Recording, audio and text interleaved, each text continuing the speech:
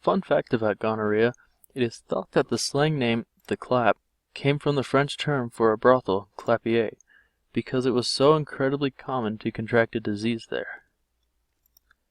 Gonorrhea is the most common sexually transmitted disease in the world, with up to 2/3 of cases in those under the age of 25. The United States alone sees over 820,000 new cases every year. There is a 25% chance of catching this disease from an infected person. Gonorrhea can be passed through any kind of sexual contact, not just from sexual intercourse, and can affect the genitals, the rectum, and the throat. Gonococcal infections can also be spread by touching an infected area and then touching your eyes. Unfortunately, gonorrhea can also infect newborns during birth. When a mother who is infected with gonorrhea gives birth, the infection can transfer to the baby's eyes. This is called ophthalmia neonatorum. This infection of the eyes can cause blindness in newborns. The major reservoir for this disease is the asymptomatic carrier, meaning they have the disease but don't show symptoms.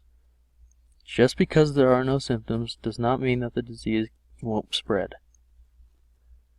Because women are more common to be asymptomatic, they are the more common reservoir. Little history on the disease. It was termed gonorrhea by a man named Galen in the 2nd century. Gonorrhea is Greek for the flow of seed. This is because they thought infected semen was the main cause of the virus. Because gonorrhea and syphilis are often found together, for a long time people thought they were symptoms of the same thing.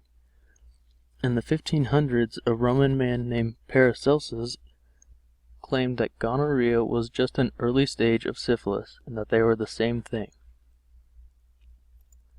A few hundred years later, an English physician named John Hunter was experimenting with a way to cure gonorrhea.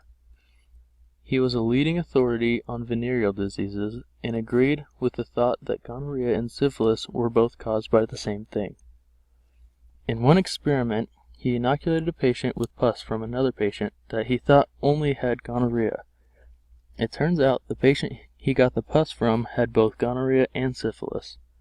When the inoculated patient ended up contracting both diseases, John Hunter believed that this experiment proved his theory that both diseases were caused by the same thing. It was not until 1879 when Albert Neisseria discovered the cause of gonorrhea and identified it separately from syphilis.